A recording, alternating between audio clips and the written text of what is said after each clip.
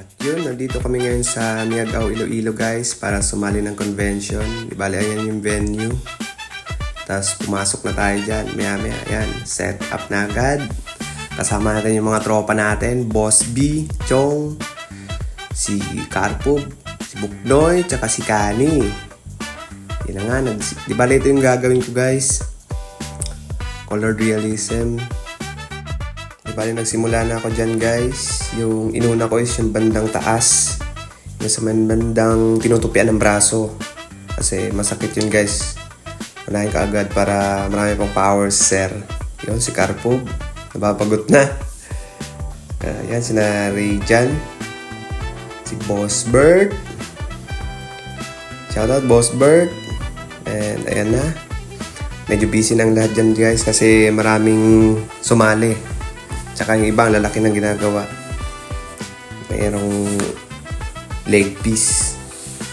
Yung sa atin maliit lang. Yung sakto lang sa oras na time limit. Yan na, si Carpub nagsisimula na rin. And yan, tamang base lang muna tayo. And ayan, kulay na ako ng dark red. Then red. Then punas-punas.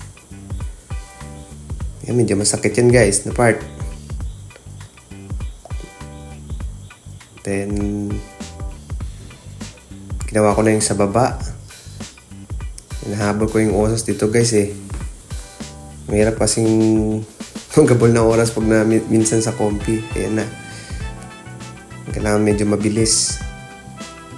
Para kahit papano maka-relax yung tattoo. Tapos makaputok yung mga kulay. Kunyari yung mga highlights. Yan yung may dumudugo na sa tattoo ni sir.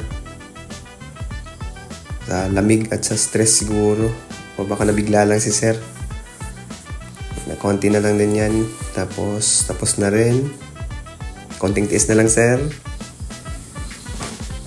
Ito na yung outcome. Hindi pa mapuputok yung ibang kulay guys. Then sumali kami ng pre-made.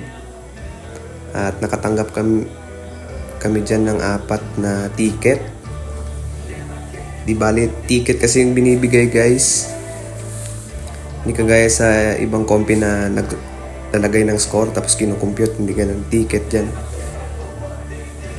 Pag bet ng judge yung gawa mo, bibigyan ka nila ng ticket. At nakatanggap tayo ng 4. Yun, Sir Mike.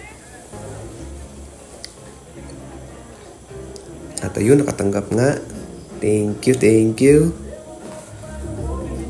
Ang ayos lang si brother. Di bale, ito yun guys. Yan yung sinali natin. Then, ito na yung sa judging time na para sa Pro Colored Realism. So, di ba nakakuha tayo ng 2 ticket. Tapos sumali rin tayo sa Best of Show kaso isang ticket lang. Pero thank you pa rin. Kasi nabigyan tayo kahit isa. Then ayan na, awarding na. Picture, ganun. Yun. Then nagpa-picture tayo sa mga OG at sa mga idol natin. Thank you sa inyo mga sir. Then maraming salamat sa mga nanonood.